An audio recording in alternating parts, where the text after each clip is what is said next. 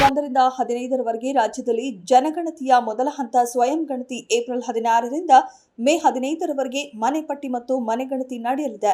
30 ದಿನಗಳ ಅವಧಿಯಲ್ಲಿ ಮನೆ ಪಟ್ಟಿ ಮತ್ತು ಮನೆಗಣತಿ ಮಾಡಲಾಗುವುದು.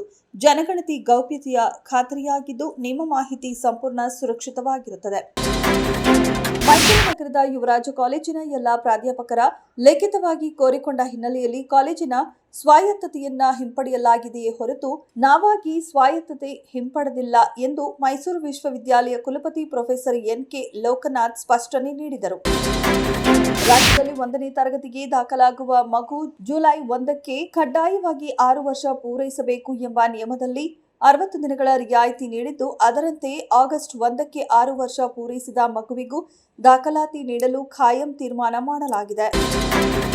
ಮಧ್ಯಪ್ರಾಚ್ಯ ಯುದ್ಧದಿಂದ ಭಾರತದಲ್ಲಿ ಎಲ್ಪಿಜಿ ಕೊರತೆ ಸೇರಿ ಹಲವು ಆತಂಕಗಳು ಸೃಷ್ಟಿಯಾಗಿರುವ ನಡುವೆಯೇ ಈ ಕುರಿತು ರಾಜ್ಯಗಳ ಸಿದ್ಧತೆಯನ್ನ ಪರಾಮರ್ಶಿಸಲು ಪ್ರಧಾನಿ ನರೇಂದ್ರ ಮೋದಿಯವರು ಶುಕ್ರವಾರ ಸಂಜೆ 6:30ಕ್ಕೆ ಎಲ್ಲಾ ರಾಜ್ಯಗಳ ಮುಖ್ಯಮಂತ್ರಿಗಳ ಜೊತೆ ಮಾತುಕತೆ ನಡೆಸಲಿದ್ದಾರೆ.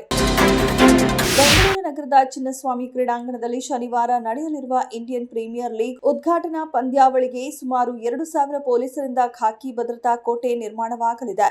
ಪೊಲೀಸ್ ಆಯುಕ್ತ ಸೀಮಂತ್ ಕುಮಾರ್ ಸಿಂಗ್ ಐಪಿಎಲ್ ಪಂದ್ಯಾವಳಿ ವೇಳೆ ಯಾವುದೇ ರೀತಿಯ ಅಹಿತಕರ ಘಟನೆಗಳು ಸಂಭವಿಸದಂತೆ ಮುಂಜಾಗ್ರತೆ ವಹಿಸಲಾಗಿದೆ ಎಂದರು. ಬೆಂಗಳೂರು ನಗರದಲ್ಲಿ ಮತ್ತೆ ಟೋಯಿಂಗ್ ವ್ಯವಸ್ಥೆ ಜಾರಿಗೆ ತರಲು ಮುಂದಾಗಿರುವ ಸರ್ಕಾರದ ಕ್ರಮವನ್ನು ಮಾಜಿ ಗೃಹ ಸಚಿವ ಆರಗ ಜ್ಞಾನೇಂದ್ರ ವಿರೋಧಿಸಿದ್ದಾರೆ. ನಾನು ಗೃಹ ಸಚಿವನಾಗಿದ್ದಾಗ ಸಾಕಷ್ಟು ಒತ್ತಡವನ್ನ ತಂದಿದ್ರು. ಪೊಲೀಸ್ ಅಧಿಕಾರಿಗಳೇ ಪರೋಕ್ಷವಾಗಿ ಟೋಯಿಂಗ್ ಟೆಂಡರ್ ತೆಗೆದುಕೊಂಡಿದ್ರು. ಸಿಬ್ಬಂದಿ ವರ್ತನೆಗಳನ್ನ ನೋಡಿ ನಾವು ಅದನ್ನ ರದ್ದು ಮಾಡಿದ್ದೆವು ಎಂದು ಹೇಳಿದರು. ಪ್ರಧಾನಿ ನರೇಂದ್ರ ಮೋದಿ ಅವರ ನೇತೃತ್ವದ ಕೇಂದ್ರ ಸರ್ಕಾರದ ವಿದೇಶಾಂಗ ನೀತಿಯ ಮತ್ತು ರಾಜತಾಂತ್ರಿಕ ವೈಫಲ್ಯಗಳಿಂದಾಗಿ ಆರ್ಥಿಕವಾಗಿ ಮತ್ತು ರಾಜಕೀಯವಾಗಿ ಅಸ್ಥಿರವಾಗಿದ್ದ ಪಾಕಿಸ್ತಾನವು ಇಂದು ಜಾಗತಿಕ ಮಟ್ಟದಲ್ಲಿ ಮಧ್ಯವರ್ತಿ ರಾಷ್ಟ್ರವಾಗಿ ಹೊರಹೊಮ್ಮಿದೆ ಎಂದು ಕಾಂಗ್ರೆಸ್ ತೀವ್ರ ವಾಗ್ದಾಳಿ ನಡೆಸಿದೆ.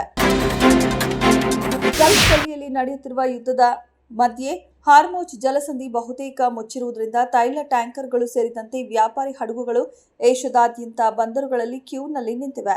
ನಿರ್ವಾಹಕರು ಸ್ಪಷ್ಟತೆಗಾಗಿ ಕಾಯುತ್ತಿದ್ದಾರೆ ಎಂದು ವರದಿ ತಿಳಿದು ಬಂದಿದೆ. ಇಂಡಿಯನ್ ಪ್ರೀಮಿಯರ್ ಲೀಗ್ ಕ್ರಿಕೆಟ್ ಟೂರ್ನಿಯಲ್ಲಿರುವ ಇಂಪ್ಯಾಕ್ಟ್ ಪ್ಲೇಯರ್ ನಿಯಮವನ್ನು ಗುಜರಾತ್ ಟೈಟನ್ಸ್ ತಂಡದ ನಾಯಕ ಶುಭ್ಮನ್ ಗಿಲ್ ಅವರು ಟೀಕಿಸಿದ್ದಾರೆ. ಈ ನಿಯಮದಿಂದ ಆಟದಲ್ಲಿ ಕೌಶಲ್ಯ ಕುಂಠಿತವಾಗುತ್ತಿದೆ ಎಂದಿದ್ದಾರೆ.